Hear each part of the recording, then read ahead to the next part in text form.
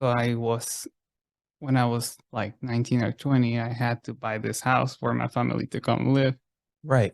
And Well, how did you buy a house being 19, and how did that transpire?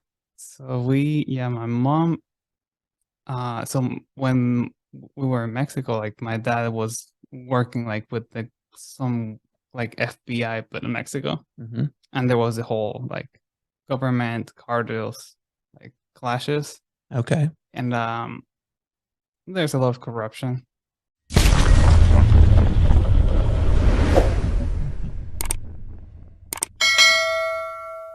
On.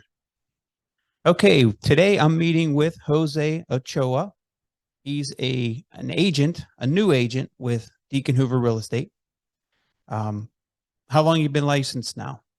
For like 2 months. Two whole months. Yeah. Maybe less. Okay.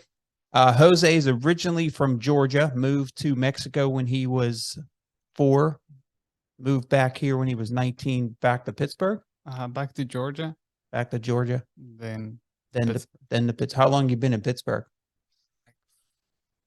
6, 7 years now. Okay, so you got to see Georgia, Mexico. Where in Mexico? No, I don't know much of that. In Mexico City. Mexico City, which is huge, right? Like 10 million people or something. It's massive.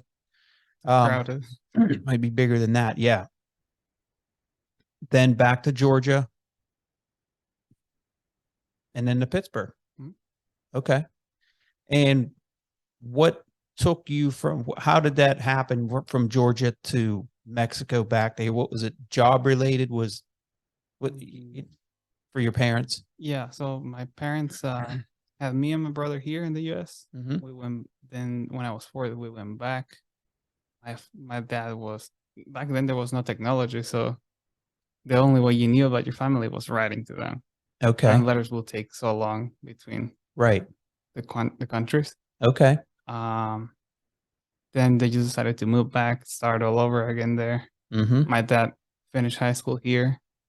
Um, he became an English teacher in Mexico for a little while. Then he got into the like national security side of things. Um, and then I did my life there until I was 19 and decided to come back. Did you come back on your own, or did your family come back with you? I came back on my own first. I got Mm-hmm. here.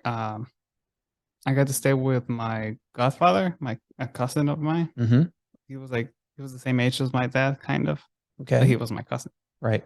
So he helped me to settle here. Then my family came like a few months later. Mm-hmm. Uh, we did get a house in Georgia. So when I was like 19 or 20, I had to buy this house for my family to come live. Right. And Well, how did you buy a house being 19, and how did that transpire?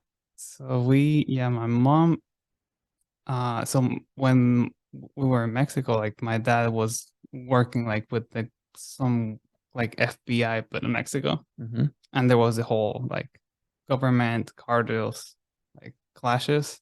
Okay. And there's a lot of corruption. And he got killed in one of the it wasn't like a clash or anything, but it was like he was Who's this that got killed? my dad. Your father got killed. Oh my gosh. Okay. Wow. So it always feels. Dang. Was that when you were down there? Yeah, I was like 14. Wow. That had to be very difficult. Yeah. Doggone it. That's extreme. Okay. So you got through that, and you came up here. How did you end up buying a house? So, my mom got money from the government Mm-hmm. because of that. Like he Okay. was insured. My dad was insured, Right. and we actually had after that happened in 2008. We came like at the end of the year to visit my cousin, where I ended up staying later. Mm-hmm. Uh, Okay. During 2008, there was the whole mess, the foreclosures. Right. Yeah. The economy was kind of rough. Push the mic a little closer just so I can, yeah. Mhm. Yeah, the economy was, you came, well, you might have came at the good time because maybe you did get a good deal on a house. Exactly. But I came until 2013 or somewhere around there. Okay. But when Okay. we visited in 2008, my cousin was telling us what was going on, but we didn't really understood, Gotcha. and we didn't make the move to invest. So you missed that opportunity Mhm. because Georgia, I don't know the Georgia market. I get the feeling that Georgia has grown. Where Atlanta is that? Mhm. I'm pretty sure Atlanta has exploded. Like Mhm. I had a friend who I went to high school with, and he went to school and then college, and he got a job down there. And he said it just, when he started work there in 90 or 92, it's a different place Mhm. 20 years later. So I'm sure you probably saw some of that. So the market was like Pittsburgh's been really stable and stagnant, more or less. Mhm. No population growth here at all. Minimal rise in uh, appreciation, where Georgia probably exploded. So maybe you did well even in 2013. Do you still own that home? I sold it 2 years ago, Okay. like when COVID started, Mm-hmm. a little after that, Yeah. but it was just enough after that, like before it exploded more. Right. So in my head, I had already wanted to. I didn't know that I could refinance with a DSCR loan or something like that Mm-hmm. because I wasn't qualifying for a loan of that size with my Mm-hmm. income here. Okay. So I ended up selling it to the tenant, and I'm investing that here. I see. So it was your primary residence, then you rented it out, Mhm. and then you sold it, and you probably did okay. From what you paid for in 2013, I'm Yeah. assuming you sold it for quite a bit more. Mhm.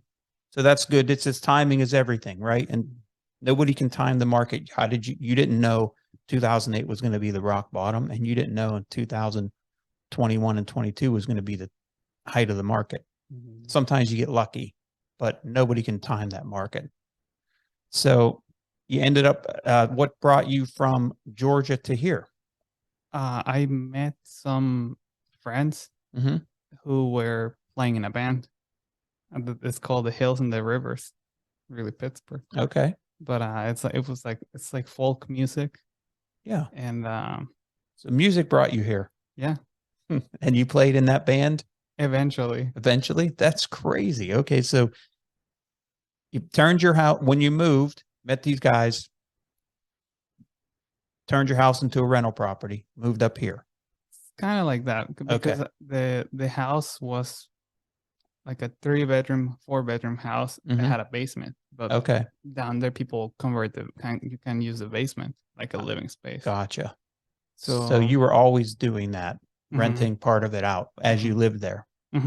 like when my family was going to live there, we were gonna turn the basement into a rental unit Mm, and rent it out. But okay. then my family decided to go back to Mexico after 6 months, Mm-hmm. and me and my brother stayed, Okay. and we just decided to move to the basement and rent the upstairs. Nice. Okay. And Very good. I had some good times and weird Yeah. times because Yes. I had no idea what it was to rent to people. Welcome to real estate. Right. That was like an accidental introduction to it. Yeah. Right. That's how I learned, man. Just jumped in and fend for myself, figure it out. And then did your brother move up here with you or no? He just got no, he didn't move. He After my family went back 6 months after that, he decided to go back to Okay. Mexico, Gotcha. and then he recently got back here like 2 or 3 months ago. Nice. Okay. And he lives in Pittsburgh or Hmm. nice. Very nice. Do you guys live together? Yeah. Very cool. Okay. And what are you doing now? What did you do when you were 19? How did you make money? So I didn't really have to make money back like at that age Mhm. because I was living in like in my mom's house. Oh, 19 here. Yeah. When you moved Oh, here. okay. Yeah. How So did you pay your bills? yeah, I work with my cousin installing floors, Okay. laminate, Hmm. hardwood floors, LVP now. Yeah. And like I think I started working the next day after I got here. I mean, he didn't really wanted me to. He was like, you can just like relax for a day or two. And I was like, no, I just want to work. Yeah. And You got a good work ethic. yeah, we I start like to work. working. What are you going to do? Sit at home? Right, right. So you worked there for your cousin in Georgia. Mm-hmm. Did that for 5 years, then moved up here. Yeah, I had some other jobs because I didn't know any English because I left here when I was 4, Right. and then I like English is around in Mexico. Mm-hmm. Like we're always looking at up to the US, like movies, music, Sure. and I knew a little bit, but I worked with my cousin for like 2 years, 3, Yeah. maybe less actually, like 1 or 2 years. And then I decided to get a different job to where I could speak English more often. Mm. Got so you could be around it more. Mm-hmm. Okay. So I got And you speak very good English. So you didn't speak any, virtually none, until you moved up here and when you were 19. mm-hmm. You speak very good English. So I took 6 years of Spanish in high school and I can barely blurt out a sentence. And But now what are you doing here um, as far as work? when I got to Pittsburgh, Mm-hmm. what did I do? So for a while, I was living off the renting the The property in income from, Georgia. yeah. While I was getting like stabilized here, I had a friend who rented me a room here in Pittsburgh, and I started doing construction work And the band. and the van a little bit. Yeah. Okay. And you're still doing construction work, working for somebody else, or do you have your own construction company? Now I'm doing it for myself, like my own construction company. Very good. How are you acquiring new clients? What type of work do you specialize in? What do you like to do? I do a lot of flooring because that's what I knew how to do, Mm-hmm. like 100%. Then I'm doing some drywall paint and like kitchens, Okay. tile work, Mm-hmm. but mostly flooring, and it's been like kind of word of mouth so Right. far. Right. But I'm at the point where I'm needing to organize a little more, and because I'm between this and I do really want to be more productive as a real estate agent. Right. And maybe my brother could take over the construction. Okay. So your brother you partners, or does he work more or less for you? So far, he works for me, Mm-hmm. but he's like I want him to start like having a vision. Okay. Mm-hmm. Is he younger or older than you? He's younger. Well, yeah, owning a business is not all it's cracked up to be. You know, Mm-hmm. it's difficult. It's way harder than being an employee. Mm-hmm. You know, because basically you are the accountant, the bookkeeper, the scheduler, the estimator, quality control, the worker, The work. the grunt who goes and gets the nails and the screws and the Right. material. You're everything. And then you throw in just callbacks, meaning the customer says, "Hey, you installed a kitchen for me and these cabinets are crooked or this broke." I mean, do you get many of the callbacks at all? No. As you grow, you'll get Mhm. more. You know, it's all part of it. People and the average person who goes into business doesn't realize all of that. Mhm. And then, then you get legal issues. You have to have insurance. Right. There are lawsuits pending somewhere down the road. It's very difficult. And then you have to be profitable on top of that and not lose your sanity. Yeah. Because once you grow to a critical mass, a point where you need to hire somebody, then when you hire people, now you're responsible for their performance, their showing up compounds. But that's how you leverage and that's how you grow. You're only gonna be so big by yourself and your brother. Right. So do you have anybody working for you other than just the two of you? Right now, I that's the missing piece because I feel I don't know what has to come first, if the clients or having the muscle to do the bigger jobs. I'm a firm believer that the revenue will drive you hiring somebody. So I think you get so busy where you can't possibly put another hour in, and then now and you have a track record of being able to acquire more business, and like you're turning down business, then you need to hire somebody, and just not anybody. You need to hire that right person, and it's very difficult in today's climate because there's just a lack of people who want to work. And then when you do find the ones that want to work, are they not on drugs? Are they not alcoholics? Or they show up? And you can teach the skill, but you can't teach the work ethic and the responsibleness. And so it's a challenge. But it seems like you're in the right direction, and it doesn't have to happen overnight. Right. That's where I make a mistake, because I have no patience, and I've learned it over time that my patience has grown to be a little better. But a lot of entrepreneurs lack the patience. And it's funny because as an entrepreneur, you have to be impatient and you have to be patient at the same time. It's very difficult. It's a challenge. So was it the rental property that just lit that fire? That rental property wasn't really designed to be a rental property, right? Now, all of a sudden you got a taste of that. And now you're up here.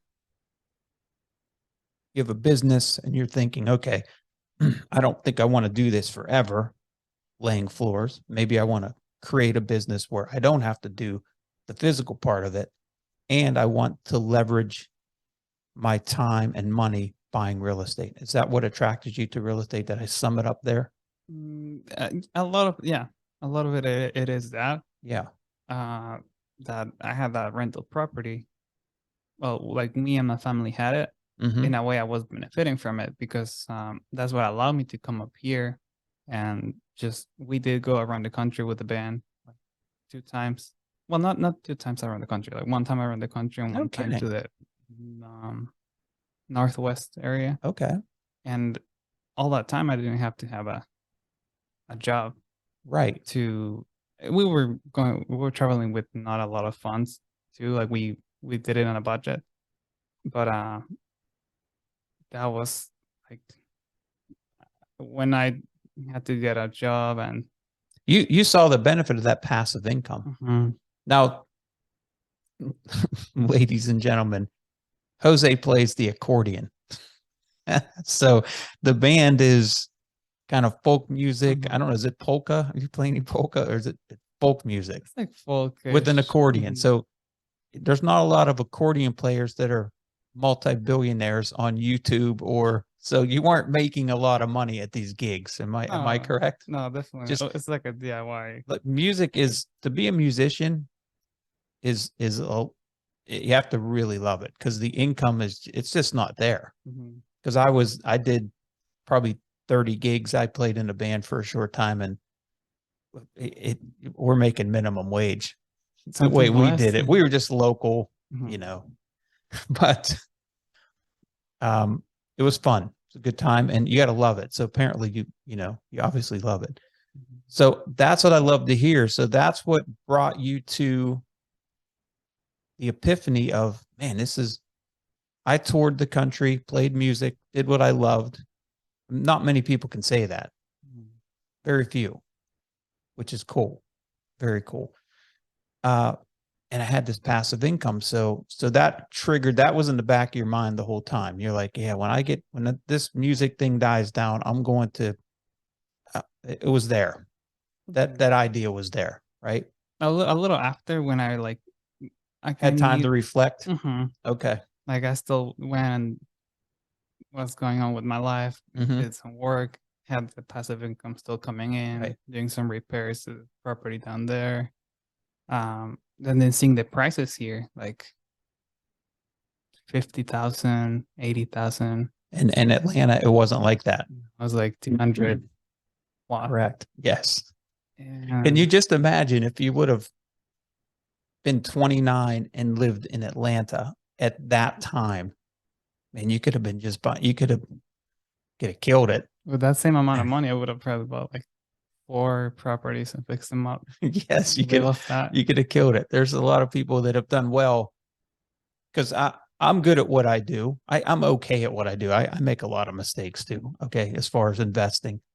But if you're in an area that's growing, you can exponentially increase your wealth. Like Pittsburgh's not like that. It's stable, steady, and you can invest here and do fine. If you're in an area that's growing, you can really just exponentially increase your return, you know, because you buy something for 50 and 10 years later, it's worth 300, you know? So good for you. So here we are. Our original meeting today was just to talk about your real estate career. Because again, Jose's been licensed for 2 months. He wants to potentially start another business, which would be as an agent, helping other investors and other clients. And plus now you have access to the multi-list, and you can look up properties and you can potentially find more for yourself. Okay. So what we're going to talk about today is I'm going to help Jose with where to start. How do you start that new business? The easiest point of entry is going to be people you know. So I call it your sphere of influence. Okay. For every person, on average, every person knows 250 people on average, you know, friends, family, co-workers, people they went to school with, and then maybe people they do business with, local businesses where they go get a coffee and a bagel. That's your sphere of influence because you know those people. 250 people. If you just market to 250 people, you multiply 250 times 250, you're marketing to 62,500 people because every person you market to knows 250 people. You don't have to buy a $10,000 a month billboard on a main highway to make it. In fact, you can keep your budget very small and really increase your return on investment by working with people who know you, like you, and trust you first. That's the easiest way of entry. So I would say start to gather a list of 250 people. And you don't want people that live in Mexico on your list because they're not going to be able to help you here. You should send them cards and stuff and say hi, but you don't market to them for real estate. It just doesn't make sense. So start putting together a list of 250 people. If you can, they should be folks who are somewhat influential. And, you know, you don't want to put someone on your list who's, not that it's a bad thing, but let's say you just know a teenager who's working for you and he just doesn't have a lot of family, doesn't have a lot of contacts. The people he hangs around with are similar to him, young, don't have money. You're not going to get a lot of leads from that person. But when you're just starting this list, you put anybody on there because you never know. That teenager who works for you, maybe just hired you or you hired him and he's doing flooring for you. Maybe he has a rich uncle who's in real estate. You just don't know. But in the best list would be people that are working, can buy homes, and hang around people who own homes and are more influential, can get you better leads. But just start with 10 people and start adding to that list. I'm sure you could come, even though you're not from this area, I'm sure you could easily come up with 50 people without a doubt. All the people you've done business for, all the people you've done work for, they should be on your list. They're probably happy with the work. And now they know your work ethic. They know you. So they know you, they like you, and they trust you. And when you get a lead or a referral from someone who knows you, likes you, and trusts you, that lead is so much warmer than you just picking up the phone and say, hey, I saw a for sale by owner sign in your yard. They don't know you. They think they're on the defense already. They don't know you. Their guard is up. Yeah. So work with people who know you, like you, trust you. Work on that sphere of influence. So you get that list together. Then what do you do with that list? You friend them on Facebook and all the social media stuff that I'm not real familiar with, but it does work. It obviously works. You need to set a time aside probably every day to be on social media. Once you befriend enough people, you have to start commenting and liking and all that stuff, right? And it works, but it only works if you work at it. So you have to dedicate time each day, probably each day, a half an hour to just social media. And I don't know I don't know the mechanics of social media. I don't know how to even use it that much. I just know it works. So you have to integrate that into your day. Along with that list that you have, you're going to set up a campaign to market to those folks. So that might be knowing their birthdays, knowing their anniversary maybe when they bought their home, their children's birthdays. You want to send them information generic, maybe 12 months. Every month is a market update from Jose. And it might be, okay, this is 1,700 homes hit the market this month, 1,500 sold. The average sale price was $267,500, and the average home took 68 days to sell. Stay tuned for next month's update. That's it. It just has to be regular, consistent message. So you have the real estate message. You have a happy birthday, Merry Christmas message. You have your favorite cookie recipe message. You have to appeal to everyone. It just can't be someone who's thinking about real estate. Maybe they don't really care about real estate, but they love making cookies. Or they're a proud American and they like the July 4th, and you send them a card or you send them a flag. You have to appeal to everybody. It's the consistency of it. And it's probably reaching out to them 30 to 40 times a year via text, email, postcard, maybe a phone call, you know, a phone call to someone who, like I tell this story. It's not that it happened to me, but I can just visualize it. Let's say you do business at a specific bank and there's a teller in that bank and, you know, his name is Jack. You say, hey, Jack, what's up, buddy? And one day you just ask, when's your birthday? My birthday's today, actually. When's your birthday, Jack? Oh, it's March 8th. Oh, that's cool, man. That's great. All right, good to see you. Have a nice day. March 8th rolls around and you call him, text him, or just stop in the bank and give him a card saying, happy birthday, buddy. How powerful is that? His own mother might have forgot his birthday, but Jose, who comes in the bank once every 2 weeks, remembered his birthday. And now when he gets an article from you, a postcard from you, a text from you, a social media post that you're involved with, it's 1 million times more powerful because he's like, that dude wished me happy birthday. And then you do that every year after that. That guy wished me happy birthday. And then someday maybe you sell him a house and you just floor him with your service. So now, tremendous service, remembers my birthday, sends me a lot of content that's kind of cool. My wife Jack's wife likes the cookie recipes. I like the data on the real estate every month. I love the postcards I get. I love the happy birthday wishes. I love congratulations on your newborn. But that takes time and effort. But can you imagine if you put that time and effort in, how many leads and how much business you would have? It would be astronomical. Then you can replicate that by hiring somebody who can do a lot of that. That person can't call Jack, wish him happy birthday. That person can't stop in the bank and shake his hand and say, thanks for the referral. Your aunt's house on 3rd Street, I sold it for her. Thank you so much. Here's a $50 gift card to Giant Eagle. They can't do that. But the rest of it, the monthly statistics on real estate, that can be done. The cookie recipes, the sending out the postcards for each holiday, the wishing, the texting, happy birthday can be done by an assistant. And you can make that a mechanical thing that you can duplicate and train someone to do. That's where I would start, is with the least amount of money. It's going to be your time. That's where you can start. Number one.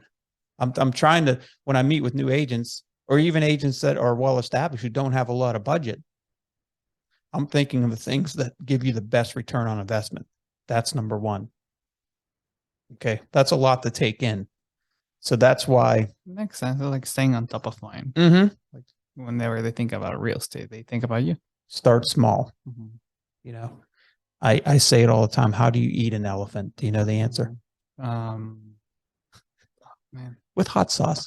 Ah. One bite at a time. One bite at a My time. problem is I want to eat the whole elephant, and then you get overwhelmed and you do nothing. You get paralyzed with, what do I do next? Just take one bite. So it's maybe 5 people. Maybe your goal this year is to add 1 person a day to your database. Maybe it's 5, maybe it's 10, whatever goals you set. Make sure you meet them and do your best to achieve those goals. Because I'm all about not setting goals of, and always like, I want to be, I want to own 500 units by the time I'm 80. That maybe that's your goal. Okay. What is your 10-year goal? What's your 5-year goal? What's your 1-year goal? What's your monthly goal? What's your daily goal? And then what do you need to do every day in order to achieve that goal? Okay. What do you need to do every day to achieve that goal, and make sure you do it? Because if you're doing and then pat yourself on the back just for doing those things, because too many people, including myself, I'm hard on myself. So if I don't reach goals, I'm like, gee, you're a failure. Now, you know what? You're only a failure if you don't do what you're supposed to do every day. The rest is in God's hands. But do what you're supposed to do every day to reach that goal. Give it 100%. When you rest your head on the pillow at night, you can sleep. When you look in the mirror, you can say, I gave it my best. I did exactly what I was supposed to do, and I tweaked it along the way, because all plans have to get changed and adjusted. But just be task-oriented goals versus, if I don't reach this goal, I'm a failure. Just task-oriented. So if you do the right things, you're going to get there. Okay. The next least expensive way to acquire business, and it's hard when you're new because you don't have a lot of confidence. You don't know what to say. You need to practice scripts, practice in the mirror of what to say and how to talk to people. That's the part that it's going to take practice. It just takes years and years and years of, but you're not going to get better. And just like you learned English, it's no different. You have to put that effort into it and be around people who talk that lingo. But you can call for sale by owners. You can call expired listings. Those are listings that come on the market and then they were taken off the market. You can go through social media, which is kind of for sale by owners. You can go, you just want to find people who are actively wanting to sell their house. And then you have to figure out what's my next step to meet those folks and introduce myself. You can't just come in and say, hey, I'm Jose. I need to make money. Do you want to list your home? That's not going to work. Hey, this is Jose. I saw for sale by owner sign on your house. Is there anything I can do to help you? Like, do you have seller's disclosure statements? Do you have lead paint disclosures? Those are needed even if you don't use an agent, and I can print and send you some blank ones or even help you fill them out over the phone. Would that be helpful to you? There's no charge and there's no obligation to do business with me. Some people are going to say, nah. Some people are going to say, oh, that's really nice of you. Thanks. And you do it. And that's how you build rapport. That's a way to introduce yourself to someone who's selling their house on their own. And that's free. It doesn't cost you anything but your time. You can also buy leads too, like Zillow leads. There are leads that you can buy, but I'm trying to focus on, with your limited time, you're running a business, right? You're going to have limited time. So that time that you have that you're not running your business, you're going to have to implement a lot of this, and it can be done, but it's just going to take time. You know, maybe you only do 2 or 3 sales this year. But maybe next year you do 5 or 6. Then the year after that, you do 15 or 20. Then the year after that, you're like, okay, I can transition out of my flooring business, have my brother help me run it, maybe make him a partner, so whatever the case may be. And now I could focus all my time on the real estate thing. And as you're doing that, maybe you're acquiring rentals here and there too. So what is your vision? How do you see, I'm sure you thought about this. What do you see as how things map out? And do you have any goals or plans? I have, at some point, I would like to be able to go have that freedom to go invest in my family. I was just talking yesterday about goals and not a lot of aspects of life, but being able to have that financial independence, freedom, build it through rentals,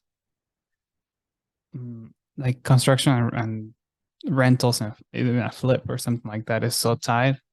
So I learn as much as I can. I did rehab this last year by myself, pretty much. I learned so much. And now that I'm an agent, like I'm working with Adam and Tony, and he sometimes passes me leads, or I just started leasing a property for somebody else. So build that passive income for myself, but being of service as much as I can. Yeah, you're on their team, learning as much as you can. When you lease a property, now you've built rapport with that tenant, and even any applicants that might have applied. Stay in touch with them. Hey, you remember me? I know we didn't rent that apartment to you, but how's everything? How's your credit score? Have you gotten that up? And those are people you need to stay in touch with. And that's a great start. Start adding them to your database, and then a systematic way to stay in touch with them. Yeah, that's a great one. People you lease to eventually will help are going to buy, and if you want them to think, when they think of real estate, you want them to think of you, but out of touch, out of sight, out of mind. So if you're not in touch with them, they will forget about you. That's a regular, consistent follow-up is very important. So it sounds like you want to make money, because money is not happiness, but money does buy you freedom to do other things and to spend time with friends and family. And so it does make you happy in a sense.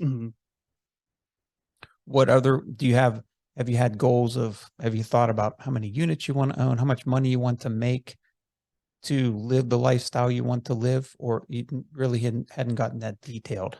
I have sat down and made numbers, and I do feel that I personally don't need a lot, and me and my partner don't need a lot.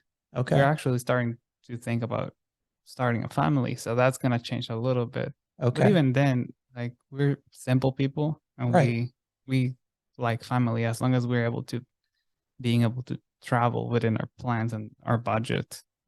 That's our main. That will be maybe the biggest expense, because if housing is one of the biggest expenses, that you have that taken care of. Correct. And anything else is on top, kind of. Yeah. No, I love it. I love it. You don't have to have these audacious goals. Right. I mean, you just don't. Yeah. I'm going to take over the planet. Well, that's good, but when you do that, there's always a price. So the bigger you want to get, there's a price, and it's typically your time, your sanity, the time you're able to spend with family and friends. It is what it is. You have realistic goals. The clearer they are, the better chance you have of reaching them. So they're clear in your mind, crystal clear, and you're thinking about them 24/7, not necessarily thinking about them, but in your subconscious mind, it's there, and that's what's driving you. That's what's getting you up in the morning. That's what's getting you to lease that property. That's what's getting you to do what we've talked about and put the time in. And the most important thing, I think, is to enjoy it, which is a difficult one. Just enjoy the process. enjoy the work, enjoy the grind, because that's what it is. grind, If you don't enjoy the grind, it's going to feel like a grind. Mm-hmm. So you have to enjoy it. And if you don't, do something else. Life's too short. Right. So it sounds like to me, you have a great work ethic for sure. First time I met you really today and talked for a while. Good attitude, friendly, nice to be around, good to talk to. Man, that's half the